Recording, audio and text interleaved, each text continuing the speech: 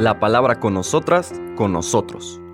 Una reflexión de la palabra cotidiana en diálogo con el acontecer de la comunidad universitaria.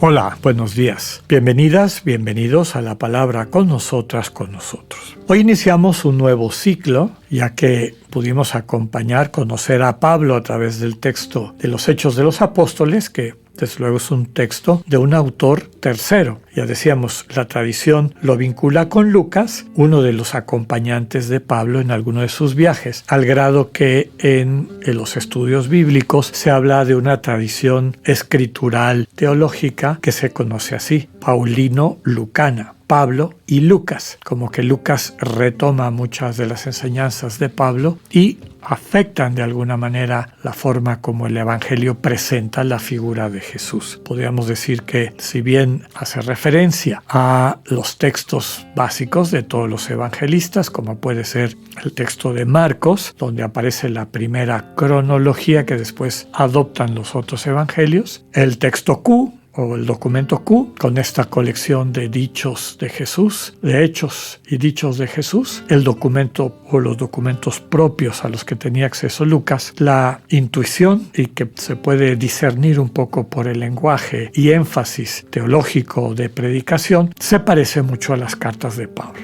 Entonces, digamos que el Evangelio de Lucas y el libro de los Hechos tiene de alguna manera este sabor paulino, ¿no? De la manera como Pablo resalta los contenidos de la fe. El texto más antiguo del Nuevo Testamento, ya comentábamos, es esta carta de Pablo a los tesalonicenses, primera carta. Y por eso vamos a empezar por ella. No la van a encontrar en primer lugar en las cartas de sus Biblias, porque hay un orden tradicional que se consolidó cuando todavía no teníamos estudios exegéticos que nos permitían datar con más precisión cuándo fueron escritas las cartas. Y por eso, normalmente en el Nuevo Testamento se empiezan las cartas con Romanos, luego Primera y Segunda Corintios, luego Gálatas, después Efesios y Filipenses, Colosenses y hasta entonces viene Primera y Segunda carta a los tesalonicenses. Pero la primera carta de Pablo a los tesalonicenses es el escrito más antiguo del Nuevo Testamento. La escribe en la ciudad de Corinto. Está dirigida a la comunidad de Tesalónica, pero él está viviendo ya en Corinto. Ubiquémonos un poco en este contexto. Como me gusta decir, es una especie de telescopio que nos permita contemplar el cristianismo apenas 20 años después de la resurrección del Señor Jesús. En tiempo histórico es prácticamente nada, inclusive en el tiempo vital. Piensen, reflexionen ustedes en su vida hace 20 años. ¿En qué estaban en el 2004? ¿Qué estaban haciendo? Si empiezan a tratar de recordar, digamos, cronológicamente, ¿qué hice en enero del 2004? En febrero, ¿dónde pasé Semana Santa? ¿Qué hice en las vacaciones del 2004? ¿Qué otros eventos importantes había en el país, en mi familia, en mi entorno, en mi trabajo, en mi escuela, dependiendo de donde estuviésemos? Veremos que muchos de estos recuerdos están muy frescos. 20 años no es nada en la memoria de las personas, ¿no? Entonces, esto realmente nos acerca mucho a en qué creían estas primeras comunidades, ¿no? Recordemos un poco la historia de la comunidad de Tesalónica. Pablo, proveniente del territorio de Asia, lo que ahora es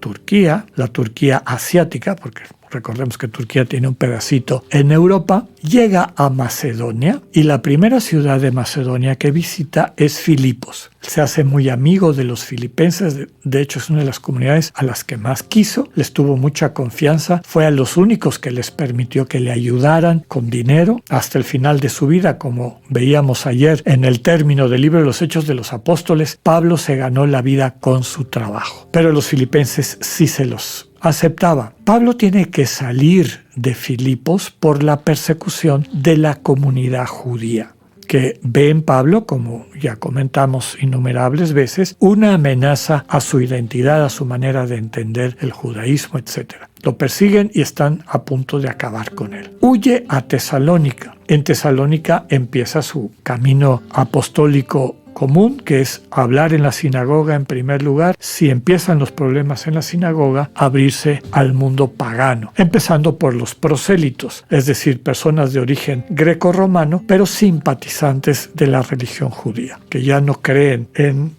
las propuestas, la visión politeísta propia de la tradición religiosa greco-latina, greco-romana, sino que les parece más razonable la visión monoteísta del judaísmo. Pero no son judíos ni de sangre ni totalmente de práctica, no siguen la Torá. Entonces Pablo hace lo mismo en Tesalónica. Empieza a crecer una comunidad que podríamos decir que es bastante animada, abierta a lo que Pablo les está queriendo transmitir. Pero muy pronto empiezan a haber problemas porque se enteran los de Filipo que Pablo está en Tesalónica y mandan emisarios a las comunidades judías, a las sinagogas judías de Tesalónica, que entonces empiezan a levantar una gran oposición a Pablo, al grado de que puede estar muy poco tiempo en Tesalónica y huye de noche para que no lo agarren y le hagan daño a Berea, y eventualmente llega a Atenas y finalmente a Corinto. Pablo está en Corinto cuando le llegan algunas noticias de la comunidad de Tesalónica, que vamos a ir viendo sobre el texto, porque aparecen algunas de las preocupaciones de Pablo. Pero estando en Corinto, escribe esta carta porque le preocupa la comunidad, le preocupa que queden en manos de algunos de los predicadores charlatanes itinerantes y les da algunas maneras de distinguirlos, etcétera, etcétera. Realmente está preocupado por la comunidad y por eso les escribe. Otro de los elementos interesantes de la carta es que en ella, 20 años después de la resurrección, es decir, muy cerquitita de lo que los estudiosos de la Biblia hablan, o estudiosos del Jesús histórico describen como el evento Jesús o el evento Cristo, ¿no? Es decir, la consolidación de la fe en el mesianismo de Jesús a través de la experiencia del encuentro con el resucitado,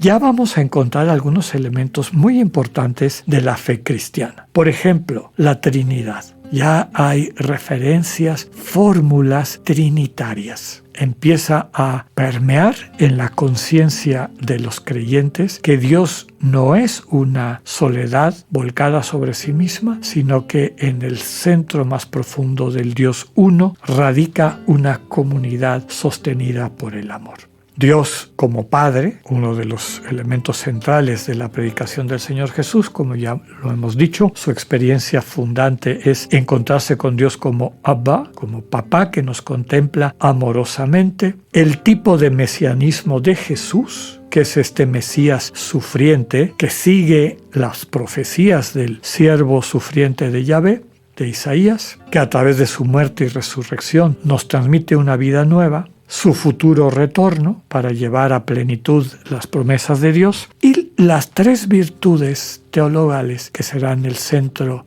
un elemento muy importante de la predicación de Pablo: la fe, la esperanza y la caridad. Mañana seguiremos conversando sobre esta introducción de la carta las cartas a los tesalonicenses para después retomar el texto. Que tengan un buen día, Dios con ustedes.